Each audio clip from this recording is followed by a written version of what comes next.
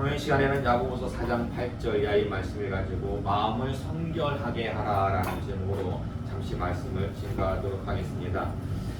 지금 우리는 마태복음에 나오는 믿음의 기준 그리고 키, 성령의 연관성에 대해서 살펴보고 있는데요. 이제는 뭐 눈 감고도 다 알죠. 마태복음에 나오는 그 믿음의 기준 5가지. 염려의 달력. 염은 뭐죠? 염려. 여는 두려움. 근데 염려는 무엇에 대한 염려였어요? 의식주. 그리고 의는 무엇입니까? 의심. 이게 성경적인 의심은 어떤 마음을 얘기하고 있는 거예요? 두 마음 품는 거. 하나님을 향한 마음과 세상을 향한 마음. 이 두 마음이 바로 성경에서는 의심이라고 말씀하고 있습니다. 자, 그리고 달은 뭐예요? 깨달음. 이제 척척 나오네. 영은 뭡니까? 능력. 자, 그래서 우리가 좀 지난주에 했던 말씀 자세히 좀 살펴보면, 자, 염려에 대한 키는 먼저 하나님의 나라와 하나님의 의를 구하는 거예요. 하나님의 나라와. 여러분, 지금 여러분이 의식주 문제 때문에 정말 곤경에 처했어요. 먹고 살 게 없어. 지금 쌀뜨게 쌀이 다 떨어졌어. 근데 성경은 뭐라고 얘기해요? 먼저 하나님의 나라와 하나님의 의를 구하래. 아니, 이게 가능합니까? 여러분, 이게 실제적으로 가능해요? 지금 직장에 지금 잘려가지고 지금 막 그 대출 받은 거 뿐만 아니라 여러 가지 지금 상황이 경제적으로 막 쪼여들고 있어. 근데 성경에서는 뭐라고 얘기하고 있냐면 먼저 하나님의 나라와 의를 구하래. 이게 가능해요?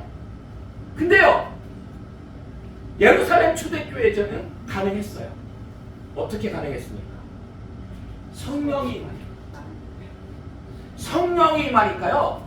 예루살렘 초대교회에 성령이 임하니까 믿고 내 것이 없어졌어요. 그냥 교회 안에는 부자도 있고 가난한 사람도 있을 거 아니겠어요? 그러니까 부자인 사람들이 자기 재산을 그냥 교회에다가 바치는 거예요. 그러면 가난한 사람들은, 어려운 사람들은, 의식주 문제 때문에 고민하는 사람들은 그냥 거기서 자기가 필요한 부분을 가져가는 거예요. 그래서 그렇게 통용하고 나눔으로 인해 가지고 어떤 문제가 해결이 됐어요? 의식주의 문제가 해결이 됐어요. 정말 하나님 말씀대로 하니까 문제가 해결이 된 거예요.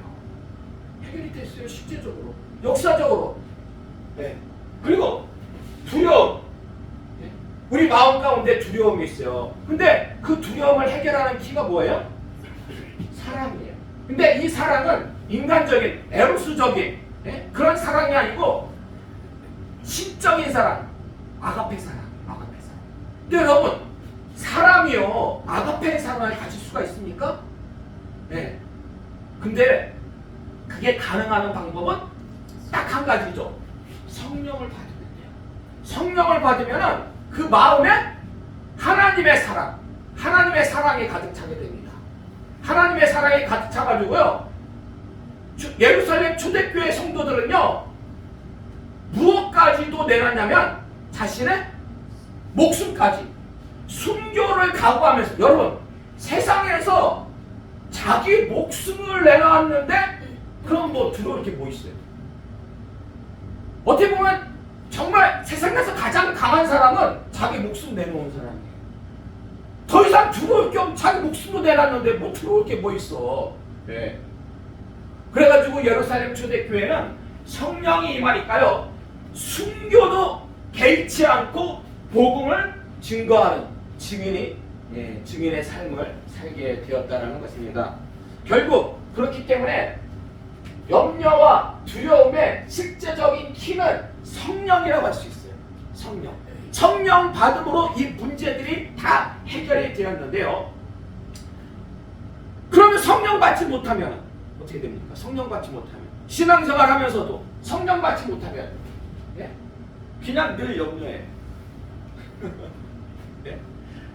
신앙생활 하면서도 염려하는 거예요. 의식주 문제 때문에 염려하고 여러 가지 주변 환경 때문에 문제 때문에 또 두려워하는 거예요. 예. 여러분 그런 인생을 살고 싶습니까? 아니면 성령 받아가지고 염려와 두려움에서 해방된 삶을 사시겠습니까? 어떤 게 더 좋아요? 예? 뭐 제가 모르는 여러분의 좀 많은 재산이 있으니까 그래가지고 나 성령 받으면 이거 다 교회에다 갖다 바치면 어떡하나? 그러면은 이거 안 그래요, 여러분? 예? 초대교회 때 그 많은 재산을 교회에다가 갖다 바쳐도 예, 하나님께서 꿀꺽 드시고 나몰라라 하시는 분이 아니에요. 하나님께서는요, 여러분이 열을 바치면은 100으로, 1000으로 더 여러분을 갖다가 예, 풍성하게 해주시는 분이에요.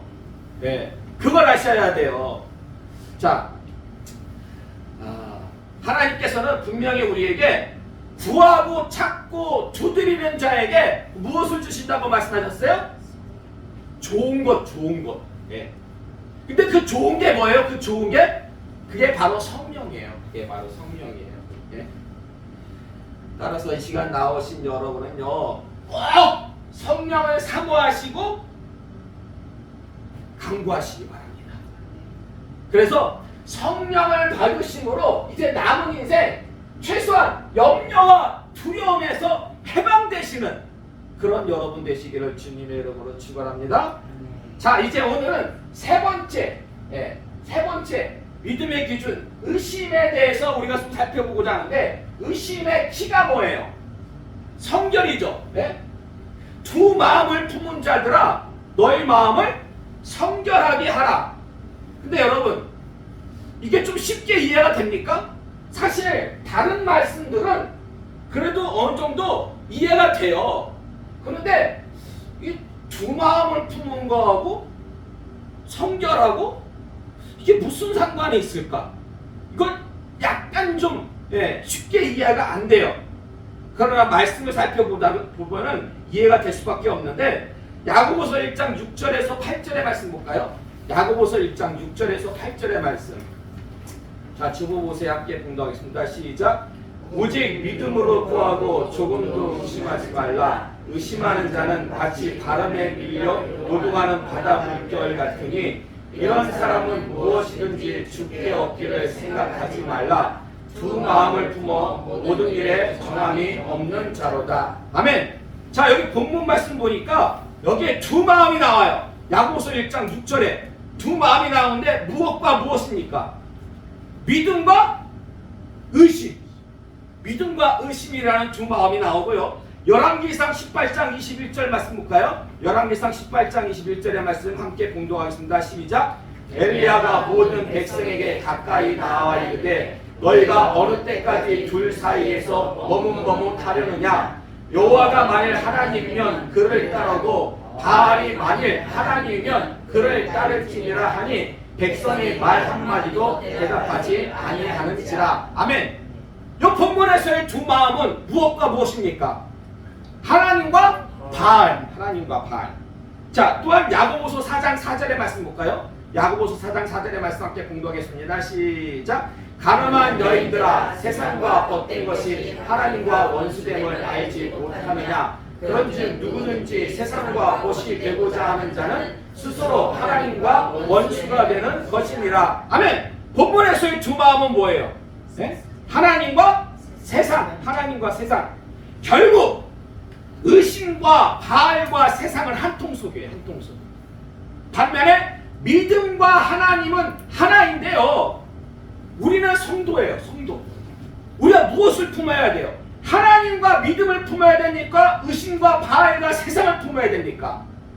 하나님과 믿음을 품어야 되죠. 그럼에도 불구하고 우리의 마음 가운데에 의심과 바알과 세상이 있다면, 그것들을 품었다면 그게 뭔지 아십니까? 그게 뭐예요? 하나님과 믿음을 품어야 될 우리 성도들의 마음 가운데 하나님과 믿음을 품지 않고 의심과 바알과 세상을 품었다면 그게 뭔지 아세요? 그게 바로 죄예요. 그게 죄예요. 그게 죄예요. 그래서 여러분, 이 마음의 성결, 이 마음의 성결은 무엇을 씻어야 된다? 죄를 씻는 거예요. 마음의 성결은. 예? 예? 마음의 성결은 죄를 씻는 건데요. 여러분, 이 마음 가운데 있는 죄를, 마음속에 있는 죄를 어떻게 씻습니까? 좋은 비누, 샴푸로? 예? 그걸로 씻습니까? 마음속에 있는, 여러분 마음속에 있는 죄를 어떻게 씻어요? 자, 보세요. 사도행전 2장 38절의 말씀 볼까요? 사도행전 2장 38절의 말씀. 예, 이 말씀 굉장히 중요한 말씀이에요. 함께 봉독하겠습니다. 시작. 베드로가 이르되 너희가 회개하여 각각 예수 그리스도의 이름으로 세례를 받고 죄 사함을 받으라. 그리하면 성령의 선물을 받으리니. 아멘. 자, 베드로가요 성령 받고 나가서 막 복음을 증거했어요. 복음을 증거하니까 많은 사람들이 그 설교를 듣고 마음에 찔려가지고 우리가 어떻게 해야 됩니까? 베드로에게 물어요. 그러니까 베드로가 뭐라고 고백합니까? 너희가 회개하여 각각 예수 그리스도의 이름으로 세례를 받고 죄 사함을 받으라. 그리하면 성령의 선물을 받으리니. 자, 여러분, 죄사함이라는 게요 마음속에 있는 죄를 씻어내는 거예요. 네. 네. 우리가 마음이 성결해지려면 죄를 씻어야 된다고 했잖아요. 그러면 죄사함을 받는 방법이 뭡니까? 이 말씀 보니까 네? 죄사함을, 그렇죠, 회개하는 거예요. 회개하는 거예요. 네. 근데 이 회개라는 게요 이 헬라어 원어로 보면 마음을 바꾸다라는 거예요. 마음을 바꾸다라는 거예요. 그러니까 여러분 보세요. 두 마음을 품었잖아요. 우리는 원래 하나님과 믿음에 대한 한 마음을 품어야 되는데 우리 성도가요 때로 살다 보면 하나님과 믿음뿐만 아니라 세상을 향한 다른 두 마음도 품어요. 그러면 세상을 향한 그 마음을 이렇게 돌려가지고 하나님을 향한 마음으로 바꾸는 거, 그게 뭐라고요? 그게 회개예요. 그게 회개예요. 세상을 향한 마음을 바꿔서 하나님을 향한 마음 갖는 것이 바로 회개다라는 것입니다. 자, 그리고 난 후에 무엇을 받습니까? 무엇을 받으래요? 베드로가 고백하기를 그런 후에 예수 그리스도의 이름으로 세례를 받으래요. 예수 그리스도의 이름으로 세례를 받아요. 근데 여러분, 이렇게 회개한 후에 받는 이 세례는 물 세례입니까? 성령 세례입니까? 성령 세례. 물 세례. 네, 물 세례예요.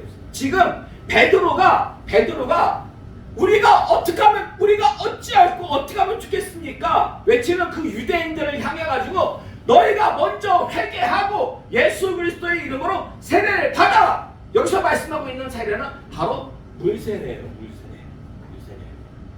우리가 그렇잖아요. 여러분이 나가서 복음을 증거해요. 믿는 사람에게 복음을 증거했을 때 어떤 사람이 그 말씀을 딱 듣고서는 나 이제 헛살았구나. 나 이제 예수 믿고 새 사람이 돼야 되겠다. 네? 그럴 때 여러분이 그 사람한테 이제 회개하고 예수님의 이름으로 세례를 받으세요. 그럴 때 그 사람이 교회에 들어와가지고 목사님에게 이제 이렇게 문답 교육을 받는 게 뭐예요? 물세례잖아요. 예. 그래서 여기서 베드로가 받으라고 한 그 세례도 바로 물세례입니다. 물세례. 근데 여러분, 물세례를 받는 이유가 뭐예요? 베드로가 왜 물세례를 받으라고 했을까요? 물세례를 받는 이유가 뭐예요? 받으라고 한 이유가. 뭐 이거는 기본적인 건데 이 세례라는 것은요 여러 가지 그 본질이 있는데 아주 간단하게 두 가지만 말씀을 드리면, 외적으로는요 교인 이제 세례를 받음으로 6개월 동안 세례 분답해가지고 학습분답하고 해가지고 이 사람 이제 이렇게 목사님이 세례를 줄 때에 그거는 하나의 종교적인 의식이에요.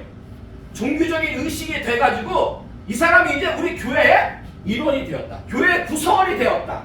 우리 교인이 되었다. 라는 의식이에요. 대외적으로 소포하는.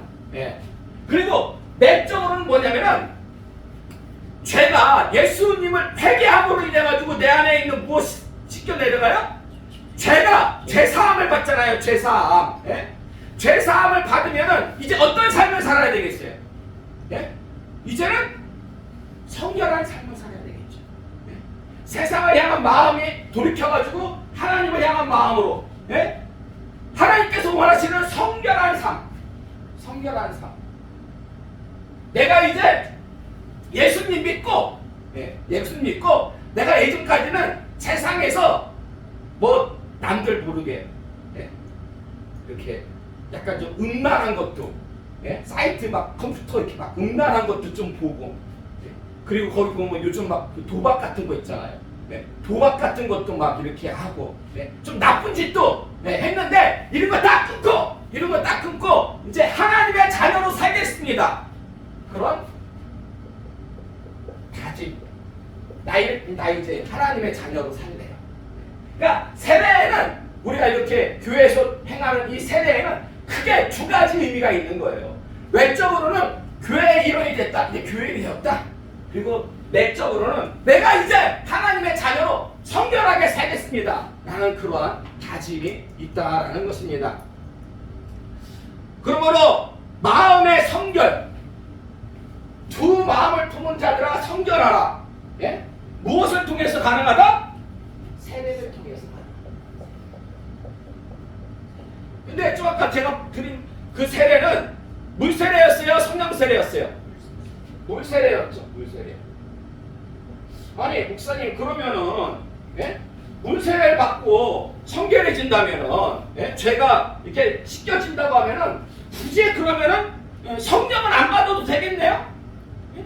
굳이 성령을 안 받아, 성령세례를 안 받아도 되겠네요? 그건 아니에요. 성령세례도 성결하고 상관이 있습니다. 물세례건 성령세례건 둘 다 죄사함과 관련이 있어요.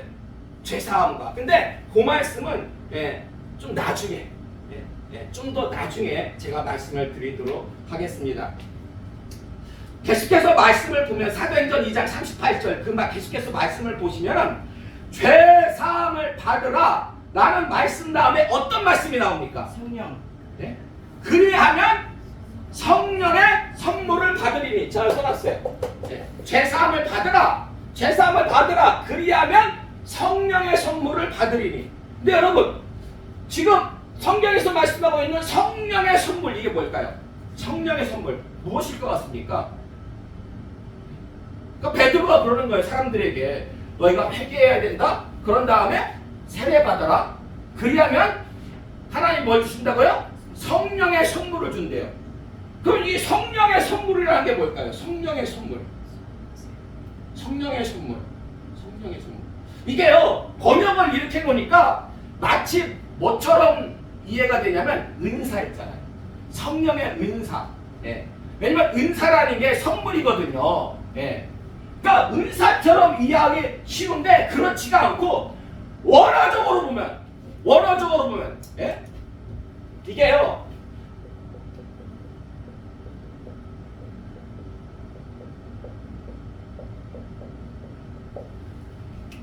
성령의 선물은 성령을 가리킵니다. 성령의 선물은 성령을 가리켜요. 성령을 가리켜요. 이게 맞는 번역이에요. 맞는 번역. 예. 자, 그렇다면은 사도행전 2장 38절의 말씀을 전체적으로 놓고 볼 때에, 자, 1번과 2번 중에서 어떤 것이 맞는 것 같습니까? 사도행전 2장 38절 전체적으로 볼 때 베드로가 지금 그러는 거예요.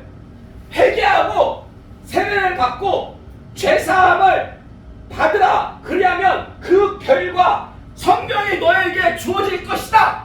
자, 이게 1번이고요. 2번은 회개하고 세례받고 죄사함 받으라. 여기까지 같아요. 그리고 장차 성령을 받으라. 1번. 1번 같습니까? 2번 같습니까? 1번. 여러분. 자, 이게 뭔 차이인지 잘 모르겠어요? 뭔 차이인지? 자, 뭔 차이가 있냐면은 1번은요, 회개부터 성령까지 하나로 쭉 연결된, 하나로 쭉 연결된 하나의 사건이에요. 자, 2번은 뭐냐면 회개하고 세례받고 제사함 받는 거는 일단 첫 번째 사건. 그리고 나서 장차 성령을 받으라. 몇 가지 사건이에요? 두 가지. 두 가지 사건이에요. 자, 그러니까 지금 여러분이 그 사도행전 2장 38절 거기 주보에 나와 있잖아요. 예? 그 말씀을 보고 이게 여러분들이 그냥 이렇게 이해할 때, 그 말씀을 보고 이해할 때 1번 같습니까? 2번 같습니까? 1번. 네? 헷갈리네. 예. 거기 보면은 회개하고 세례받고 제사함을 받으라. 그리하면 성령을 받으리니. 1번 같아요? 2번 같아요? 1번처럼 보이죠? 1번처럼. 예. 자, 근데요. 사도행전 8장 14절에서 17절의 말씀 볼까요? 사도행전 8장 14절에서 17절의 말씀 함께 공독하겠습니다. 시작. 예루살렘에 있는 사도들이 사마리아도 하나님의 말씀을 받았다함을 듣고 베드로와 요한을 보내매 그들이 내려가서 그들을 위하여 성령 받기를 기도하니 이는 아직 한 사람에게도 성령 내리신 일이 없고 오직 주 예수의 이름으로 세례만 받을 뿐이더라. 이에 두 사도가 그들에게 안수함에 성령을 받는지라. 아멘. 그 뒤에 그 난로 좀 꺼주시겠어요? 이게 오늘 날씨가 뭐 한 13도 막 14도 15도까지 이렇게 올라간대요. 예. 그런데 거기다가 막 지금 땀도 막 흘리시고 그러니까 이렇게 오전 시간부터 막 이렇게 이렇게 더운 거 우린 이제 성령으로 뜨거워져야 돼. 앞으로 성령으로 이제 뜨거워져야 되니까 그걸 기대하면서 자 지금 사도행전 8장의 말씀을 보니까 사마리아 지역에 사마리아 지역에 원래 이 복음이 처음에는 예루살렘 유대 이 같은 유대인들이라 해도 유대인들은 사마리아인들을 굉장히 터부시했어요. 이방인들보다 어찌 보면은 더 안 좋게 여겼어요. 외국 사람들하고 약간 이렇게 섞였거든요. 같은 민족인데, 그냥 어쩔 수 없었어요. 나라 이런 서름 때문에 그래가지고 이 사마리아 사람들을 굉장히 싫어했는데 거기까지 복음이 들어갔어요. 근데 거기에 복음이 전해질 때 거기 세례를 받은 것과 성령을 받은 것이 하나의 사건으로 임했습니까? 아니면은 별개의 사건으로 임했습니까? 별개의 사건으로 임했어요. 그러니까 그 초대교회 집사님 중 7집사님 중에 한 분이 빌립이 사마리아 가가지고 복음을 전했거든요. 근데 복음을 전했는데 아직까지 거기는 물 세례만 받았지 성령 세례를 받지 못했어요. 그래가지고 예루살렘 본부에다가 연락을 해요. 본부에 연락하니까 이제 사도들이 내려가가지고 그들에게 안수하니까 거기에 성령이 임했다. 성령 세례가. 그러므로 이 물 세례와 성령 세례가 별개로 성경을 보면 별개로 임했습니다. 자 그렇다면은 분명히 사도행전 8장에는 그 나타난 사건으로는 별개의 사건으로 나타났어요. 별개의 사건. 근데 왜 베드로는 사도행전 2장 38절에서 그 유대인들에게 고백할 때는 마치 하나의 사건처럼 그렇게 고백하는 이유가 뭘까요? 하나의 사건처럼. 근데요, 이게요, 사실 사도행전 2장 38절의 말씀, 베드로도요, 하나의 사건이 아니라 별개의 사건으로 얘기하고 있습니다. 별개의 사건. 왜 그러냐면요, 요 단어 때문에 그래요. 요 단어 때문에. 그리하면, 회개하고 세례받고 죄사함을 받으면, 그리하면 성령을 받을 것이다. 그리하면, 이건 인과 접속사예요. 인과 접속사. 회개함으로 인해 가지고 성령까지 인과 접속사예요. 그러나 헬라어 원어로는요 그리하면이 아니에요. 뭘까요? 그리하면 아니고 헬라어 원어는 그리고 성령을 받으라고 되어 있어요. 등위 접속사예요 이거는. 그렇기 때문에 원어적으로 볼 때는 별개의 사건이에요. 그러니까 베드로가 얘기한 것도 별개의 사건으로 얘기한 거고 실제적으로 사마리아에도 별개의 사건으로 그렇게 나타났어요. 네. 그러면은 왜 우리 성경은요? 왜 우리가 보는 성경은 헷갈리게 보세요. 지금 두 가지나 이상하게 만들었잖아요. 예? 원어적으로 볼 때는 그리고라고 했으면 그리라고 번역을 해야 되는데 그리 하면으로 번역을 해가지고 한 가지 사건처럼 오해하게 만들고 성령을 성령의 선물로 번역을 해가지고 은사로 착각하게 만들고 예? 왜 이렇게 착각하고 헷갈리게 이렇게 예? 만든 걸까? 그 이유가 도대체 뭘까? 우리가 보는 지금 이 성경이 그 개정 성경이에요. 개정 성경. 그러니까 한 10년 전? 15년 전쯤에 성경이 한번 바뀌었잖아요. 그 전에 우리가 보던 성경을 개정 성경, 개혁 한글 성경이에요. 개혁 한글 성경. 네? 근데 그때 그 개혁 한글 성경에는 뭐라고 되어 있냐면 뭐라고 번역되어 있었냐면 이렇게 되어 있어요. 그리하면 성령을 받으리니. 자, 이 성경이요. 이 성경이 예전에 우리가 쓰던 성경이에요. 그리고 이게 새로 개정된 성경이에요. 그러면 원어가 이거예요? 이게 맞아요? 그러면 이 성경을 이제 새로 번역해가지고 새로 만들면은 여기서 뭐만 바꾸면 돼요? 대표적으로 그리고 그리하면을 그리고로 바꾸면 되잖아요. 아니 이 성경을 하나 성경 바꾼다니까 엄청난 거예요 이게. 번역을 갖다가 정말 유수의 학자들이 모여가지고 한다는 건데 아니 원어에 그리고로 돼 있으면 그리고만 바꾸면 되잖아요. 근데 그리하면 그대로 나온 다음에 또 성령을 이걸 또 엉뚱하게 예전에 그냥 성령을 받으리니 이걸 또 엉뚱하게 성령의 선물로 바꿔놔가지고 보는 사람이 완전히 헷갈리게 만들어놨어요. 보는 사람이 완전히 헷갈리게. 근데 이렇게 여러분 새로운 번역이 나온다는 것은 더 원어에 충실하게 번역이 된다는 거잖아요. 근데 지금 새로 나온 번역이 어때요? 더 엉망이에요. 원어랑 상관없이 그냥 지들 마음으로 바꿔버린 거예요 이렇게. 예. 그렇게 한 이유가 뭘까요? 그렇게 한 이유가. 예. 제가 볼 때는 신학 사상 때문에 그런 것 같아요. 신학 사상. 성령과 관련된 현대 신학 사상은 크게 두 가지로 나뉘어집니다. 성령. 오순절날 성령이 제자들에게 임했잖아요. 오순절날 제자들에게 임한 그 성령이 오늘날에도 그 성령이 하늘에서 주어진다 라고 주장하는 분들이 있고 오늘날에는 오순절에 임했던 그 성령이 하늘에서 주어지지 않는다 그렇게 주장하는 분들이 있어요. 네? 어느 게 맞을까요? 어느 게 맞는 것 같습니까? 어느 게 맞는 것 같아요? 예? 여러분들은 어느 게 맞는 것 같아요? 이게 맞는 것 같아요.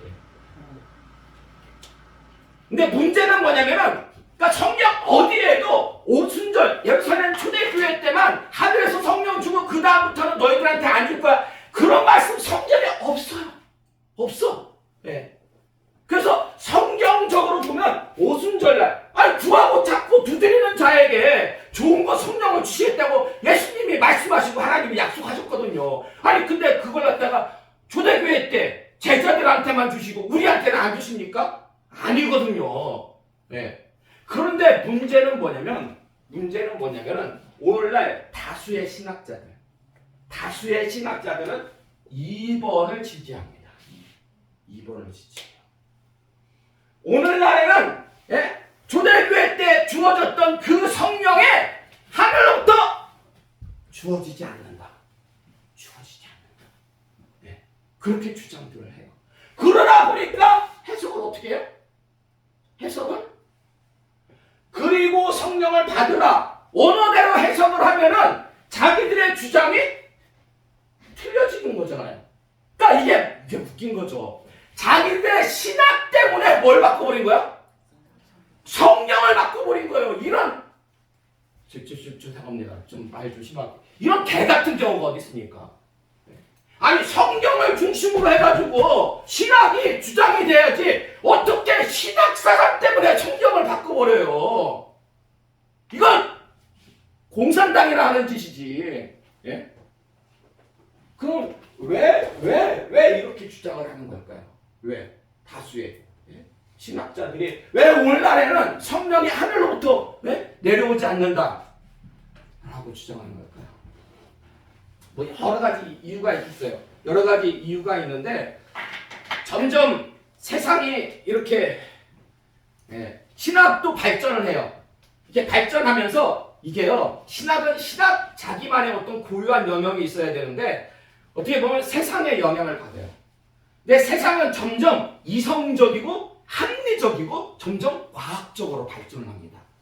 그러니까 신학도 점점 합리적이고 이성적이고 과학적으로 증명되는 것들만을 추구한다는 거예요. 예. 그러니까 하나의 사건으로 갖다 이렇게 봐. 그래가지고 그냥 처음 예수 믿을 때 이렇게 물세례 받잖아요. 그때 받을 때 그냥 성령세례 같이 받은 거야. 따로 구할 필요 없어. 예. 자기들이 못 받았으니까. 큰 이유 중에 한 가지 그거예요. 자기들이 못 받았거든요, 성령세례를. 예. 그러니까 근데 내가 못 받았다 해가지고 없는 겁니까? 성경에 분명히 나와 있고 오늘날에도 큰 교회를 사역하시는 조용기 목사님, 하영주 목사님, 김진홍 목사님 그런 분들이 어떻게 그렇게 큰 사역을 할 수가 있습니까? 다 성령을 받았기 때문에. 사실 안타까운 것은 우리 교단만 하더라도 한 70%, 80% 이상 좀 많이 보면 90%까지도 이벌을 지지해요. 그래서 저 그 신림동에 가면은 그 왕성교회라고 있어요. 그 서울에 왕성교회 아세요? 길 지나가다 옆에서 봤어요. 그게 길자연 목사님이라고 합동측 교회거든요. 그 길자연 목사님이 그 합동측 총회장까지 하신 분이에요. 저 옛날에 제가 고등학교 때 거기 막 그 지워져가지고 친구랑 그 교회 다니는 친구 있어가지고 거기서 탁구 치고 막 그랬거든요.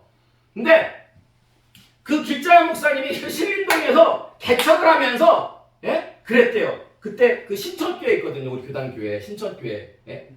신원 예담교회 지금 이거 바꿨지만 저 교회만큼만 크게 해달라고 개척하면서 하나님께 기도했대요. 근데 나중에는 신천교회보다 10배가 더 커졌어. 길자연 목사님이. 근데 나중에 그 길자연 목사님이 뭐라고 했는지 알아요? 신천교회를 보면서 저 교회는 죽은 교회라. 죽은 교회라. 왜요? 우리 당시에 우리 교단의 신학의 흐름이 인정을 안 해요. 성령을. 초대교회 때요. 지금 베드로가요. 사람들이 설교를 듣고서는 우리가 어찌할꼬 너희가 회개하고 세례받고 제사함받아. 그런 다음에 너희가 성령을 갖다가 간절히 사모하고 받아라. 막 이렇게 성령에 임해가지고 막 증거를 하니까요. 그날 하루에 수천 명이 3,000명이 막 교회 안으로 들어왔어요. 이런 역사가 막 일어나는 거예요. 근데 오늘날도 그런 역사가 실제로 일어났잖아요. 오늘날도. 그러니까 너무 안타까운 게 그거예요. 전에도 말씀드렸지만 우리 교단은 역사만 자랑하면 뭐합니까? 80년, 90년 됐으면 뭐예요? 교회가 100교회도 안 돼요. 빨리 복음을 전하는 게 교회의 가장 큰 소명이거든요. 복음을 빨리 전하려면 베이스 캠프인 교회를 갖다가 많이 세워야지. 근데 너무나 약해요. 사실 이계실 목사님은 그래도 우리를 이북에서 데리고 나와가지고 교회를 세우고 거기까지는 심은 것은 이계실 목사님이 했어. 그러면 이제 우리가 물을 막 줘가지고 막 자라나게 막 그 역장력을 갖다 우리 행사해야 되는데 너무 아쉬워. 근데 80%, 90%가 너무 안타까워. 그래서 이거 설교도 또 이것도 나중에 우리 교단에서 누가 보고서는 이것도 막 근데 걱정할 필요가 없어. 걱정할 필요가 없는 게 저는 우리 교단에서 이걸 우리 이 성령론을 우리 교단에 이 책을 만드신 분이 차영비 교수님이라고 총신대에서 총장을 하다가 마치시고 우리 교단에 왔어요. 우리 교단 신학교에 와가지고 총장을 하셨어요. 그러면서 제가 이분한테 성령론에 대해서 이분이 우리나라 최고의 대가예요. 이분이 네덜란드에 가가지고 헤르만 바빙크라는 아주 유명한 학자한테서 배우신 분인데 아주 대가예요. 그러니까 성령론에 있어서는 제일 권위가 있는 분이에요. 근데 이분이 이제 여기 딱 보면은 뭐라고 써 있어요? 보여요? 이분이 얼굴이고 여기 이분이 얼굴이고 여기 딱 보면 써 있잖아요. 사랑하는 제자에게 1999년 12월 25일 차영배 이렇게 딱 써 있어요. 부럽죠 여러분 없어서. 나중에 기회나면 제가 연습해가지고 하나 써드릴게요. 그러니까 제가 여러분한테 드리는 것은 어떠한 이렇게 제가 얘기하는 게 아니에요. 저도 공부를 해가지고 연구를 해가지고 그러니까 아버님한테 저는 이계시는 목사님 직접 뵌 적이 없어요. 근데 참 말씀에 은혜가 있고 참 기도 많이 하신 분이라고 해요. 근데 제가 볼 때 이계시는 목사님도 분명히 체험을 했어요. 성령에 대한. 근데 그 당시만 해도 어떤 신학적으로 정립이 안 돼 있는 상태였어요. 그러니까 옛날에 어르신들 보면 정말 신앙이 깊은 분들이 있는데 이게 뭘까? 정립이 안 돼 있으니까. 그러나 이제는 우리가 신학적으로 먼저 성경을 바르게 정립한 다음에 그러면은 우리가 성령을 받아야 되겠구나. 성령을 받아야지만 여러분 성령이 임한 교회, 성령을 사모하는 교회하고 그렇지 않은 교회하고요 얼마나 틀린지 아십니까? 성령을 사모하는 교회는요 예배가요 살아있어요. 정말 살아있는 예배를 드려요. 말씀의 생명력이 있고요 찬양의 기쁨이 있고요 기도의 불이 있어요. 그런데요 그 성령을 사모하지 않고 성령 세례를 강구하지 않잖아요. 그러면은 그냥 의무적으로 왔다 갔다 하는 거야. 의무적으로 신앙생활을 냉랭해 가슴이. 세상 사람들하고 별말 다를 게 없어요. 그러다 보면은 우리는 이제 그러면 안 돼요. 우리 이제 앞으로 얼마 있으면 이제 저쪽 교회로 갔다 옮기잖아요. 정말 세수는 새 부대에 담아야 돼요. 그래서 우리가 이제 좀 준비하고 가야 될 거 아니겠어요? 왜 성령을 사모하고 저는 여러분들이 다 성령 받기를 사모합니다. 여러분 다 성령 받음으로 정말 여러분 인격이 뒤집어져요. 성령 받으면. 그런 놀라운 역사, 정말 그런 놀라운 은혜가 우리 교회 위에 함께 하시기를 주님의 이름으로 축원합니다. 아멘.